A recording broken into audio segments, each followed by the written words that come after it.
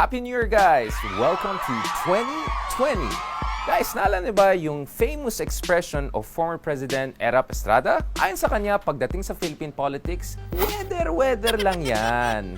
Ibig sabihin, walang forever pagdating sa preferences of the people and who is in charge of the country. Pero parang may plot twist dito. Ayon sa palasyo, there is a possibility of a Duterte-Duterte 2022 bid for presidency.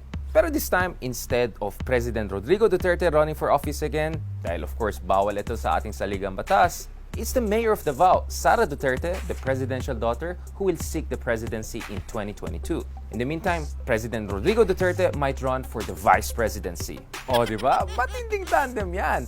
Duterte squared. Ayon sa palasyo, we should not get surprised by this. In fact, dapat matuwa tayo dahil si President Duterte ay very transparent. In short, dapat matuwa tayo na matuloy si President Duterte potentially for another term, although as a vice president. After all, President Duterte has historically high approval ratings. Close to 9 out of 10 Filipinos have expressed satisfaction with his performance in the latest surveys. Is this because President Duterte is transparent and because popular siya, dapat tumakbo siya ulit? Huwag natin kalimutan, pagdating sa Pilipinas, we're one of the most dangerous countries for outgoing or recently stepped down presidents. All the former presidents in the past 20 years have faced a lot of political persecution or in some cases, prosecution. Si President Erap nga, convicted plunderer at dapat nakulong siya.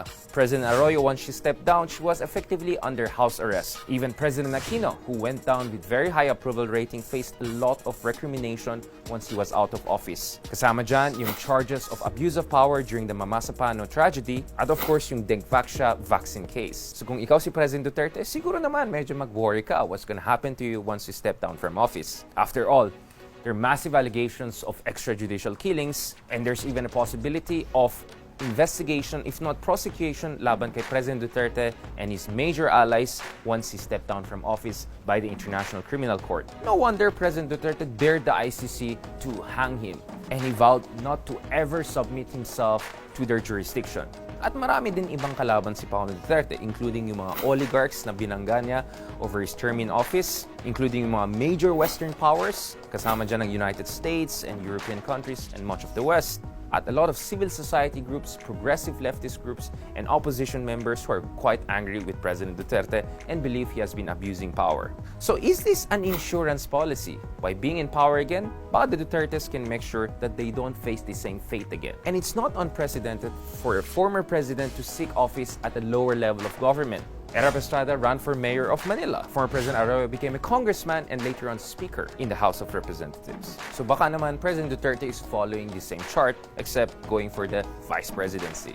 2020 pa lang, pero maraming diskurso ukol sa sinong tatakbo sa 2022 elections. In fact, there have been informal surveys about presidential balls as early as now. And even though President Duterte may be popular, the field could be very crowded pagdating sa next presidential elections. Maraming pangalan na lumalabas dyan. Kasama dyan, Senator Grace po, Mayor of Manila Isko Moreno, Speaker of the House Alan Peter Cayetano, former senator and the richest man in the Philippines, Manny Villar, and of course, yung pambansang kamao, Manny Pacquiao. So it seems the 2022 elections is going to be quite a crowded field, and now you may even have a Duterte-Duterte Tandem. If ever successful, ito yung maging first time in Philippine history when you have a de facto dynastic succession through elections. And for the first time that a former president runs for the second highest office in the country, the vice presidency. So sino bang tama? Magiging weather lang ba for 2022? Are we gonna have a different leader? Or magiging same lang? Baka naman may forever pagdating sa ating politics.